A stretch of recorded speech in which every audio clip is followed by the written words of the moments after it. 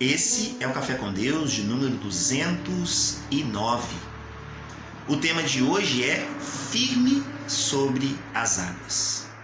No Evangelho de Mateus, capítulo 14, versículo de número 29, diz: E Pedro, descendo do barco, andou sobre as águas e foi ter com Jesus.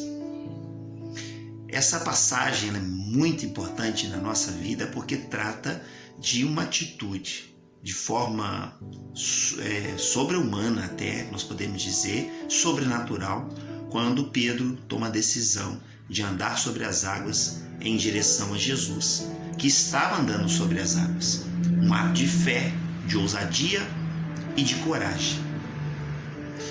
Tentar explicar esse milagre é bem difícil, porque andar sobre as águas, o que acontece com a água? A água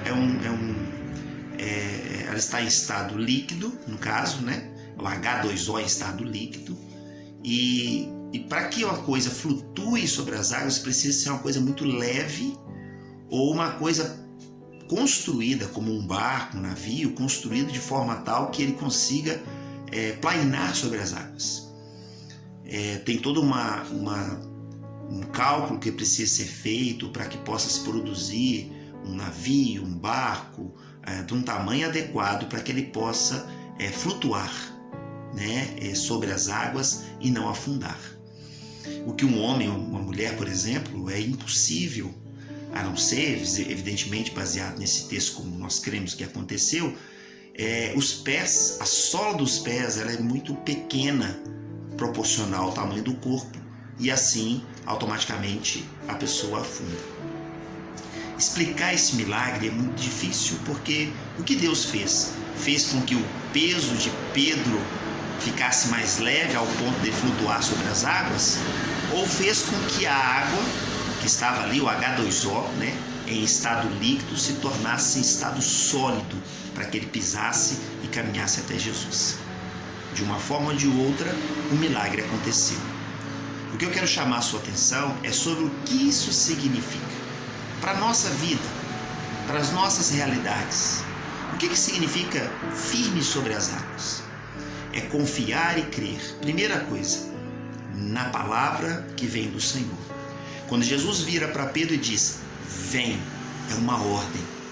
E uma ordem dada por Deus faz com que a água consiga resistir a um corpo de um homem, no caso Pedro, andar sobre as águas e não afundar. É a primeira coisa. Segunda coisa, ter ousadia e coragem de ouvir a voz do Senhor e obedecer. Na nossa vida, nós precisamos muitas vezes ouvir a voz do Mestre, obedientemente cumpri-la, porque é uma ordem que vem da parte do Senhor para mim e para você, para que possamos literalmente caminhar e andar sobre as águas e firmes e não afundar.